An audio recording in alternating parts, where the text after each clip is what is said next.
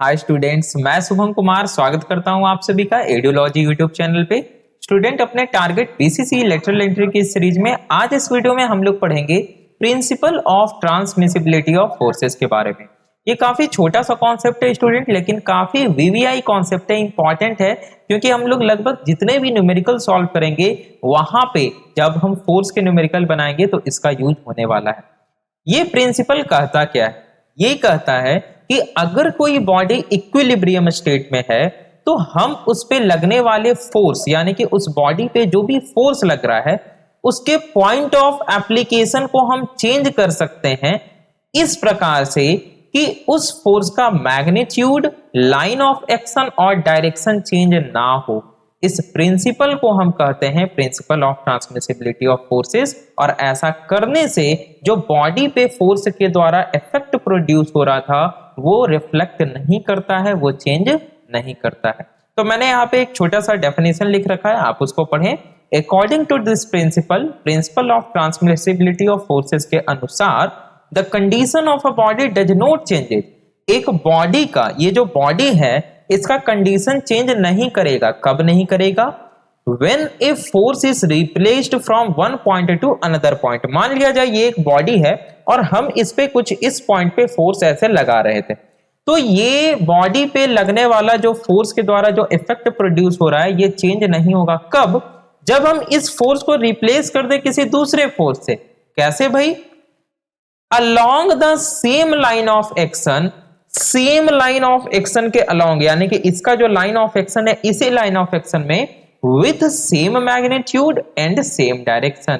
Same magnitude यानी अगर 5 Newton का लगा रहे थे तो 5 ही न्यूटन का, और अगर निगेटिव एक्स के डायरेक्शन में लगा रहे थे तो निगेटिव एक्स के डायरेक्शन में। यानी अगर इस बॉडी पे हम 5 न्यूटन का फोर्स अगर इस प्रकार से लगाए, या हम 5 न्यूटन का फोर्स एकदम सेम लाइन ऑफ एक्शन से ऐसे आगे से खींचे, तो स्टूडेंट इस बॉडी पे पड़ने वाला इफेक्ट सेम होगा अगर ये बॉडी रिजिड बॉडी है तो। और इंजीनियरिंग मैकेनिक्स में भाई हम सारे बॉडी को रिजिड बॉडी पहले से कंसीडर करके चलते हैं। आइडियलाइजेशन ऑफ मैकेनिक्स में मैंने आपको बताया था, ठीक है। चलिए, तो इसका एक सिंपल सा मैंने यहाँ पे स्टूडेंट एग्जांपल दिया। ये एग्जांपल हम लोग यहाँ पे देखते हैं।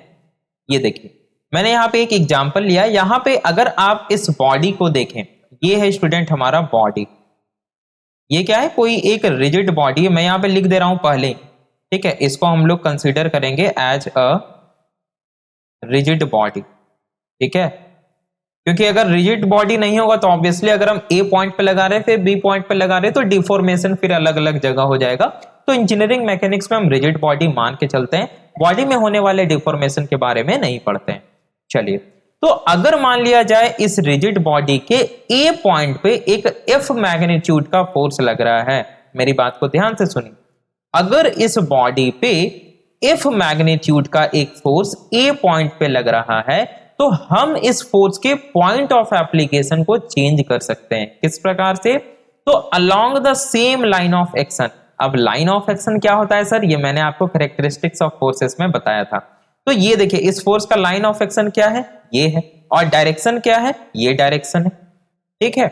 तो हम क्या कर सकते हैं? इस फोर्स को इस लाइन ऑफ एक्शन में कहीं भी लगा सकते हैं, दूसरे जगह पे पॉइंट ऑफ एप्लीकेशन को रिप्लेस कर सकते हैं, लेकिन फोर्स का मैग्नीट्यूड सेम रहेगा, डायरेक्शन सेम रहेगा। तो हम इस एफ फोर्स को ए पॉइंट से उठा करके इस बी पॉइंट पे रख सकते हैं। तो अगर आप इस फिगर को ध्यान से देखें तो हमने यहाँ पे स्टूडेंट सेम मैग्नीट्यूड, जितना मैग्नीट्यूड का फोर्स था उतने ही मैग्नीट्यूड का फोर्स हमने यहाँ पे बी पॉइंट पे लगाया। तो अगर आप ध्यान से देखें तो मैग्नीट्यूड सेम है, लाइन ऑफ एक्शन सेम है और डायरेक्शन भी सेम है, यानी कि मैग्नीट्यूड सेम रहना चाहिए। मैं यहां पे लिख दे रहा हूं, सेम क्या क्या रहेगा भाई? तो सेम क्या क्या रहेगा? मैग्नीट्यूड सेम रहेगा, डायरेक्शन सेम रहेगा, डायरेक्शन सेम रहेगा and line of action same रहेगा। Magnitude, direction and line of action, ये तीनों चीज क्या रहेगा स्टूडेंट? सेम रहेगा। तब स्टूडेंट इस फोर्स के द्वारा जो इस बॉडी पे इफेक्ट हो रहा था, बॉडी पे नहीं, बेसिकली बॉडी के मोशन में जो इफेक्ट आ रहा था ये इसको एक्सेलरेट कर दे या रिटार्ड कर दे, हम लोग इफेक्ट ऑफ फोर्सेस पढ़ चुके हैं, वो स्टूडेंट इफेक्ट नहीं करेगा। जो इफेक्ट यहां पे प्रोड्यूस हो रहा था वह सेम इफेक्ट यहां पे भी प्रोड्यूस होगा। तो अब हम ऐसा क्यों करते हैं सर? क्योंकि जब हम लोग स्टूडेंट तरह तरह के न्यूमेरिकल्स को सॉल्व करेंगे, हम रियल वर्ल्ड प्रॉब्लम को सॉल्व करेंगे, तो वहां पे हमें फोर्सेस को एक जगह से दूसरे जगह पे खिसकाना होगा ताकि हम सारे फोर्सेस को आपस में कैलकुलेट कर सकें। ठीक है, तो वहां पे हम क्या करेंगे डायरेक्टली कि अगर कोई फोर्स इस प्रकार से लग रहा है तो उसको हम आगे पीछे कहीं भी कर सकते हैं along the same line of action. याद यही रखना है, मैग्नीट्यूड 5 न्यूटन है तो 5 ही न्यूटन रखेंगे, पॉजिटिव एक्स के डायरेक्शन में है तो पॉजिटिव एक्स के डायरेक्शन में ही, और जो लाइन ऑफ एक्शन है उसी लाइन ऑफ एक्शन में हम लगाएंगे फोर्स को।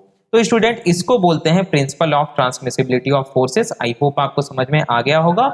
जो लोग हमारे चैनल पे नए हैं स्टूडेंट, उनको मैं बता देना चाहता हूं कि हमारे चैनल एडुलॉजी पे बीसीसी लेटरल एंट्री का कंप्लीट प्रिपरेशन आपको कराया जा रहा है। आप होम पेज पे आए तो आपको यहाँ पे टारगेट बीसीसीएलई 2023 फ्री बैच का सेक्शन देखने को मिल जाएगा। आप इस पे क्लिक करके जितने भी प्लेलिस्ट हैं इसके रिलेटेड आप उसको देख सकते हैं। फिलहाल इंजीनियरिंग मैकेनिक्स यहाँ पे चल रहा है स्टूडेंट, तो आप देखिएगा कि यहाँ पे आपको सारे वीडियोज सीक्वेंस में देखने को मिल जाएंगे, और मैं ये रिकमेंड करूंगा कि आप सारे वीडियोज को सीक्वेंस में ही देखें। जो पीडीएफ होता है स्टूडेंट हर एक वीडियो के डिस्क्रिप्शन में प्रोवाइड करा दिया जाता है। आप सभी लोग टेलीग्राम ग्रुप जरूर से ज्वाइन करें। टेलीग्राम ग्रुप स्टूडेंट आप सर्च करें @BCCLE ग्रुप, या नीचे डिस्क्रिप्शन में टेलीग्राम ग्रुप का लिंक दिया गया है, आई बटन पे है, आप वहां से ज्वाइन हो सकते हैं। मिलते हैं हम लोग अपने नेक्स्ट लेक्चर में स्टूडेंट, और अब अपने नेक्स्ट लेक्चर से हम लोग स्टार्ट करेंगे लॉज।